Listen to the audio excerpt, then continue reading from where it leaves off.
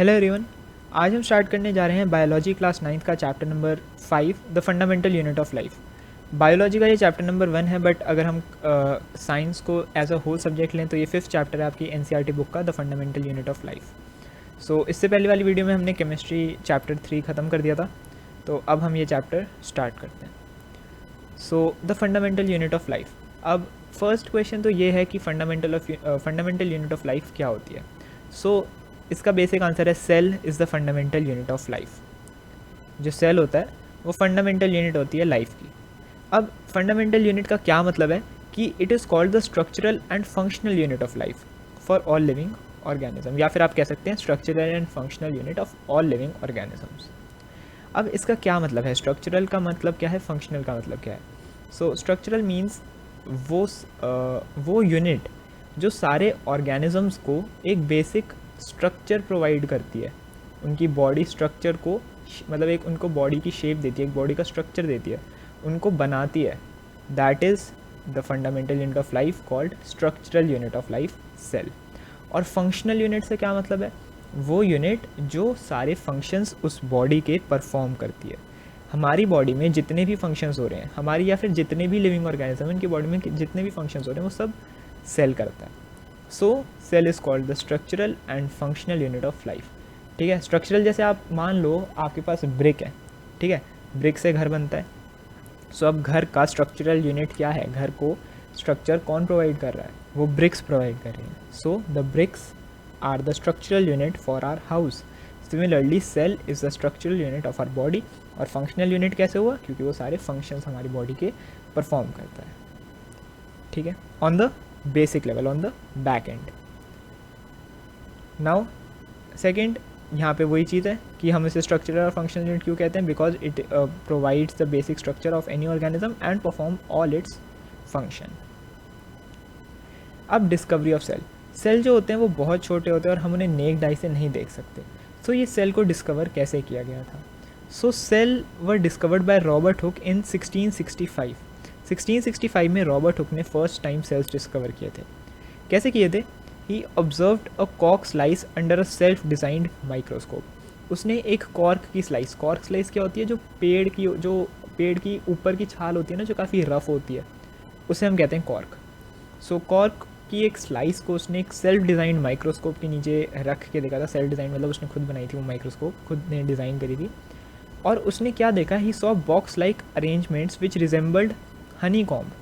उसने देखा कि वो ऐसे स्ट्रक्चर्स, उसे ऐसे बॉक्स दिख रहे हैं जो हनी कॉम्ब की तरह होते हैं। हनी कॉम्ब क्या होता है, जिनको नहीं पता, हनी कॉम्ब इज़ लाइक ऐसा स्ट्रक्चर, ये ऐसे एक साथ इकट्ठे होते हैं, this is Honey comb structure. तो रॉबर्ट हुक ने एक ऐसा स्ट्रक्चर देखा।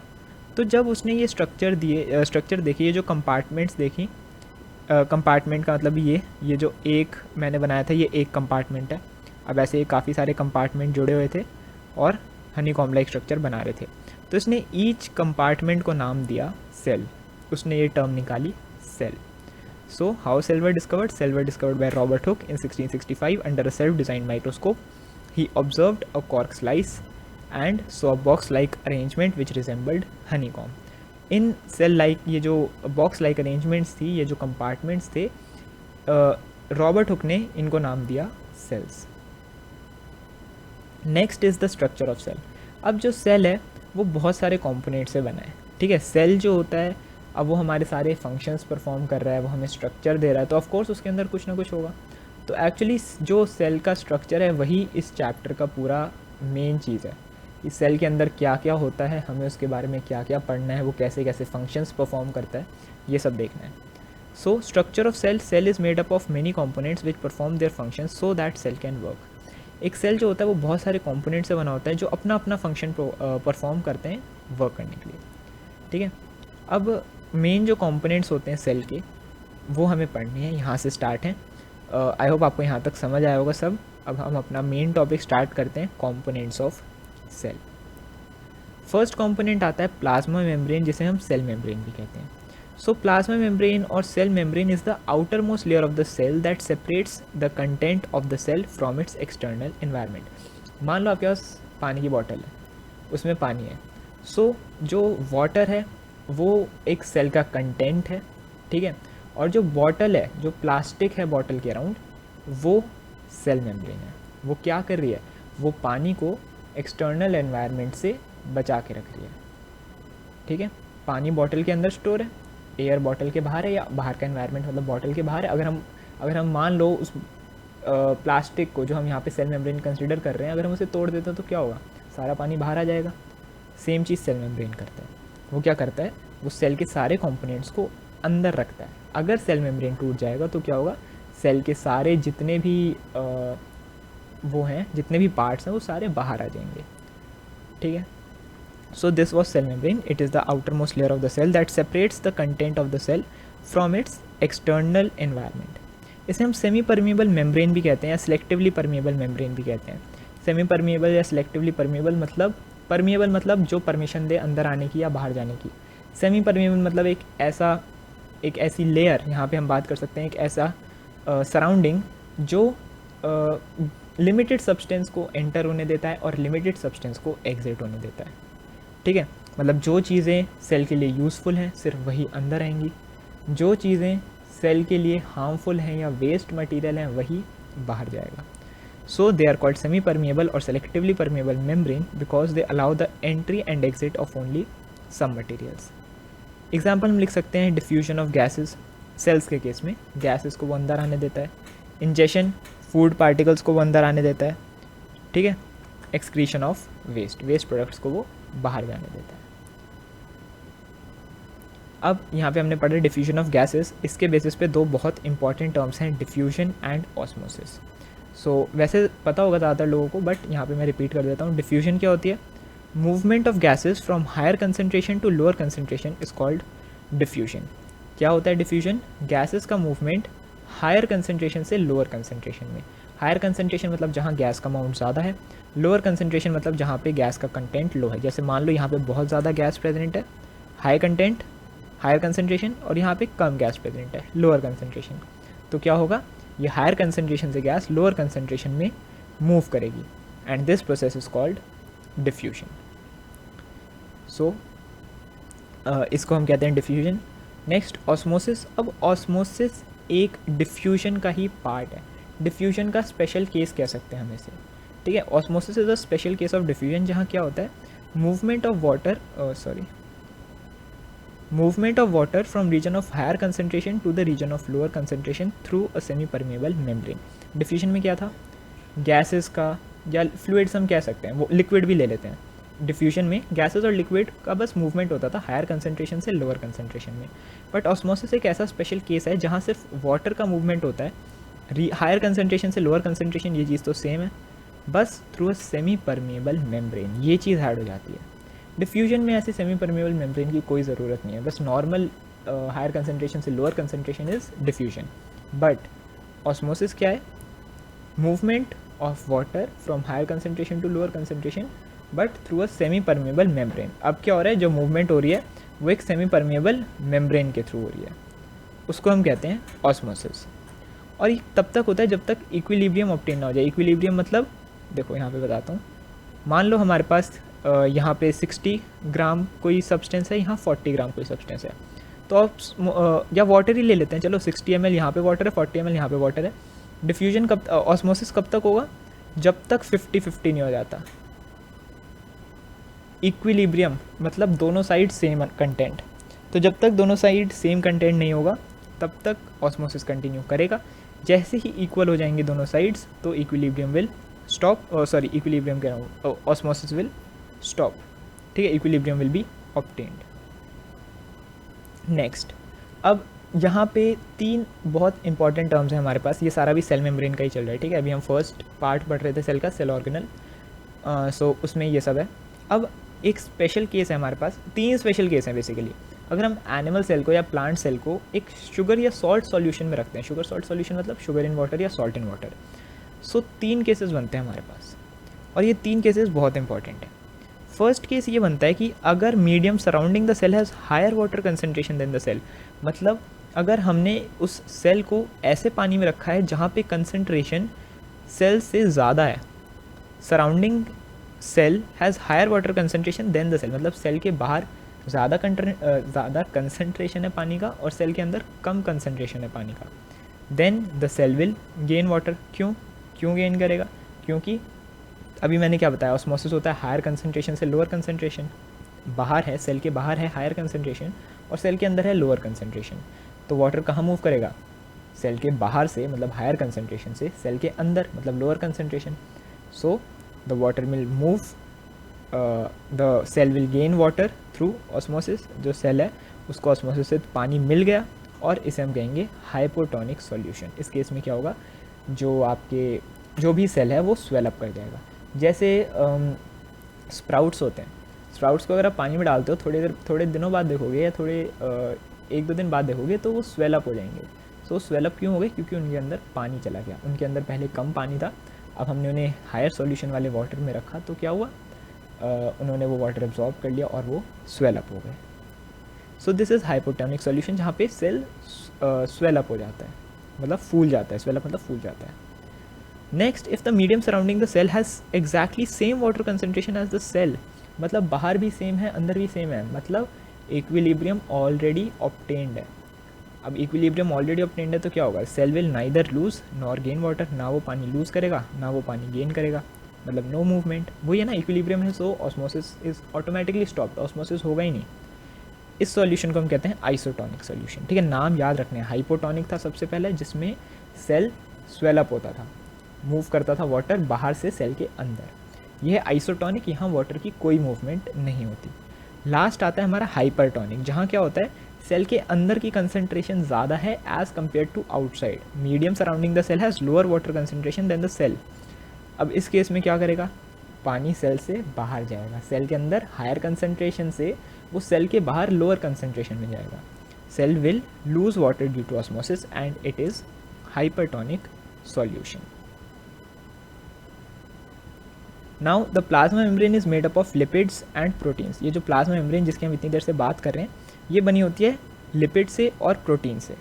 ये फ्लेक्सिबल होती है बहुत ज़्यादा, which helps the cell to engulf food. अब ये फ्लेक्सिबल है, इससे क्या होता है कि ये फूड पार्टिकल को ईजिली इनगल्फ कर सकती है, मतलब ईजिली ईट कर सकती है।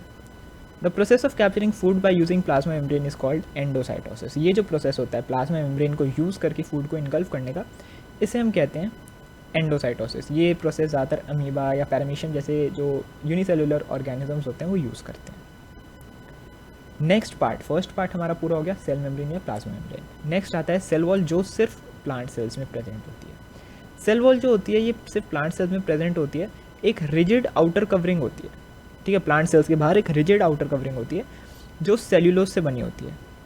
और इसका काम क्या होता है कि it is a complex substance and provide structural strength to plants. ये प्लांट्स को स्ट्रक्चरल स्ट्रेंथ देता है। स्ट्रक्चरल स्ट्रेंथ मतलब कि उनको इतनी पावर प्रोवाइड करता है कि वो इन्वायरमेंटल चेंजेस में ज़िंदा रह सकें, सर्वाइव कर सकें। देखो, क्योंकि एनिमल सेल्स में नहीं होती ये चीज़, क्योंकि एनिमल्स शो लोकोमोशन, वो मूव कर सकते हैं और अपने आप को इन्वायरमेंट से खुद प्रोटेक्ट कर सकते हैं। But plants can not move, plants can not show locomotion. Locomotion क्या होता है? Movement. So plants can not show locomotion, that is why for them to survive in environment, उन्हें इन्वायरमेंट में सर्वाइव करने के लिए सेल वॉल होती है। अब सेल वॉल क्या करती है? Cell wall permits the cell to withstand very dilute external media without bursting. अगर कोई बहुत डाइल्यूट सॉल्यूशन में चला जाता है तो अभी हमने क्या पढ़ा था, वो सेल बर्स्ट हो जाएगा। सेल वॉल अलाउ नहीं करती है होना, ठीक है। क्या होता है हाइपोटोनिक सॉल्यूशन में? अब देखो, सेल के अंदर पानी अगर आएगा तो सेल फट सकता है ना, बट यहाँ क्या होता है, सेल के अंदर पानी आया, cell will take up water by osmosis and swells up.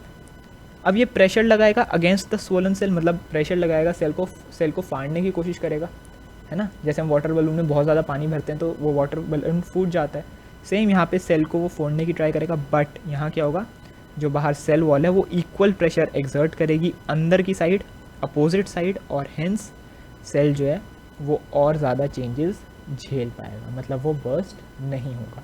So this is the main importance of cell wall, कि वो ये प्रोसेस करता है कि वो सेल को बर्स्ट नहीं होने देता अगर वो किसी डाइल्यूट सॉल्यूशन में चला जाए तो, ठीक है। और स्ट्रक्चरल सपोर्ट प्रोवाइड करता है, वो वाला पॉइंट मैंने आपको बता दिया। थर्ड, अभी के लिए ये लास्ट हमारा सेल का स्ट्रक्चर का पार्ट है, nucleus. Nucleus is a dense dark coloured structure present mostly at the centre और sometimes at the periphery, periphery मतलब बॉर्डर ऑफ द सेल। तो एक डेंस डार्क कलर्ड स्ट्रक्चर होता है जो ज़्यादातर सेंटर पे प्रेजेंट होता है सेल के, या कभी कभी पेरीफेरी पे मतलब बॉर्डर पे होता है। अब न्यूक्लियस जो होता है ये सेंट्रल है, सेंटर है एकदम हार्ट का मतलब। Nucleus contain chromosomes which are visible as rod shaped cells only during cell division. Nucleus में क्रोमोसोम्स होते हैं। क्रोमोसोम्स जो होते हैं वो रॉड शेप्ड सेल्स होते हैं, मतलब रॉड जैसी शेप होती है उनकी, ठीक है, रॉड शेप्ड सेल्स कुछ इस तरीके से रफली बनाया बहुत। और ये सिर्फ तभी दिखते हैं जब सेल डिवीजन हो, ठीक है। सेल डिवीजन से पहले इनका क्या होता है वो भी आगे बताऊंगा। Chromosomes contain information for inheritance of characters from parents to next generation.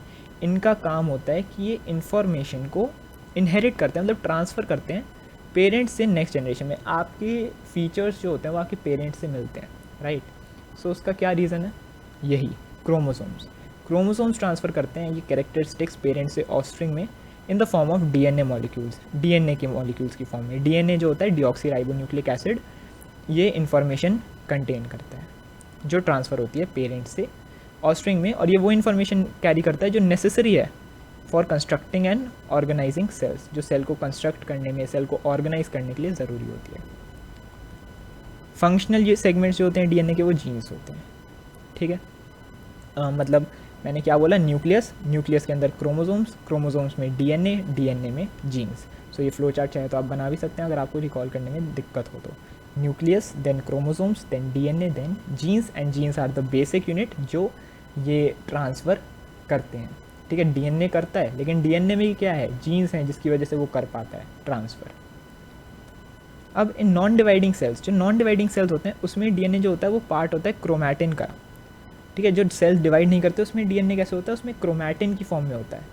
मतलब जब सेल डिवाइड कर रहा है तो वो क्रोमोसोम्स है, बट जब सेल डिवाइड नहीं कर रहा उस वक्त ये जो डीएनए ये क्रोमैटिन के पार्ट होते हैं। क्रोमैटिन क्या है, एक इंटैंगल्ड मास है थ्रेड का, एक मतलब ऐसे उलझा हुआ धागा जैसा है, ठीक है, मतलब एकदम ऐसे। और ये अपने आप को तब अरेंज करता है जब सेल डिवाइड करने वाला हो। So when cell start dividing, this entangled mass of thread gets organized to chromosomes during cell division. अब nucleus plays a central role in cell reproduction. Nucleus जो होता है ये सेल रिप्रोडक्शन के लिए एक बहुत इंपॉर्टेंट रोल प्ले करता है, वहाँ जहाँ पे सेल डिवाइड होता है और दो नए सेल्स बनाता है, ठीक है। जहाँ पे एक सेल डिवाइड होकर दो नए सेल्स बना रहा है। ये सारी केमिकल एक्टिविटीज़ भी करता है सेल की। न्यूक्लियस के अंदर सेल ऑर्गेनल्स होते हैं जिनके बारे में भी आगे बहुत पढ़ना है, जो सारी ये एक्टिविटीज़ हैं सेल की ये कंट्रोल करते हैं, ये सब भी न्यूक्लियस में होती हैं। लास्ट टर्म न्यूक्लियोइड क्या होता है, कुछ ऑर्गेनिजम्स होते हैं जैसे बैक्टीरिया जहाँ पे न्यूक्लियर रीजन वेल डिफाइंड नहीं होता। न्यूक्लियस जो होता है ना एक वेल डिफाइंड है, जैसे सेल के लिए सेल मेम्ब्रेन होता है ना, सेल के अंदर न्यूक्लियस के भी एक न्यूक्लियर मेम्ब्रेन होता है जो न्यूक्लियस के कंटेंट को सेल के कंटेंट से मिक्स नहीं होने देता, ठीक है। मान लो जैसे आपका घर है, आपका घर जो है वो आपके घर के अंदर के कंटेंट को सोसाइटी के बचा के रखना है। सोसाइटी का कंटेंट बाहर है, आपके घर का कंटेंट आपके अंदर है। उसके अंदर भी आपका रूम है, रूम के अंदर आपका कंटेंट है, रूम के बाहर आपके फैमिली मेम्बर्स का कंटेंट है। So that is cell and then nucleus. Cell जो है वो आपका घर है, न्यूक्लियस जो है वो आपका रूम है, ठीक है।